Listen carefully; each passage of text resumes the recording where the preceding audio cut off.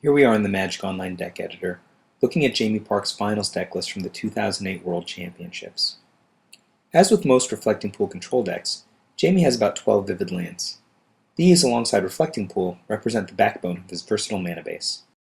Now, some people will ask you how many comes into play tapped lands are too many, but that's not really the question they should be asking. The proper question is how many lands do you have to be playing that come into play untapped? And the answer, at least according to Patrick Chapin, is 14, which is how many Jamie played. At 1 mana, we'll see a couple of condemns. 2 mana permission is a mix of negates and remove souls. This deck plays a Pyroclasm as well as Wrath of God. You may have noticed Pyroclasm gaining popularity over Firespout in some recent deck lists.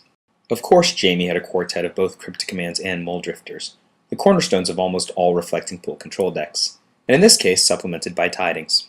And then there's the big guys, Una and Cloud Thresher. Let me move the screen for a second. The really big guy, Cruel Ultimatum. Jumping back down in curve, we see all manner of charms, Jund and Esper. But the card you might not have seen in a deck like this one is Rock's War Monk. The monk takes the place of Kitchen Finks in this deck, and pardon the terminology, persistent life gain on this creature really helped Parke in his top 4 matchup of Lightning Beatdown. We lose the flip and keep an unremarkable hand. First turn Thoughtseize coming our way. Takes Condemn. We have no play, so we're just going to play Comes into Play tapped. Vivid land here. Obviously we're going to play the Creek instead of the Meadow because he hasn't seen the Meadow yet. Well, now he's seen our other Vivid land, and he takes our other Condemn.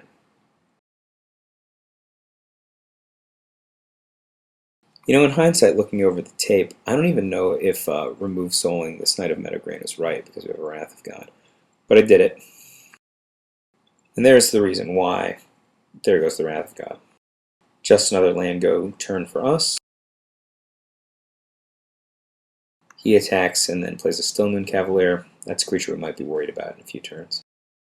So we pull Cruel Ultimatum here, which means that business is going to get pretty interesting soon. But for this turn, it's just tap out for Una and say go. Hopefully scare off the attack. So I think scaring off worked, and if he had attacked with everyone, I think we might have lost right there. But we pull Wrath of God, and it's time to reset. We get back Condemn and Wrath. I don't really dream of taking out a Spectral Procession token with Cruel Ultimatum, but getting back Una and drawing a bunch of cards is probably awesome, so did that. He keeps coming, attacks, and then plays a newly drawn Bitter Blossom. And we answer with our own awesome token producer. Una comes back for a return engagement. He attacks with his remaining Spectral Procession tokens. We block with Una and try to get another token out of it, but fail. Turn over Windbrisk Heights. Just take the 1 point and go down to 4. We're pretty low, and he plays a post-combat Knight of Meadowgrain to try to rush us. But we've got the Jund Charm, so that means that we're going to be able to get in with Una for 5, then Bitter Blossom will kill him on upkeep, so he just concedes. So, new girl black-white tokens. Jamie P's Rock's Warmonk deck. This week might be the last top decks of 2008, but there is more, much more, where this came from.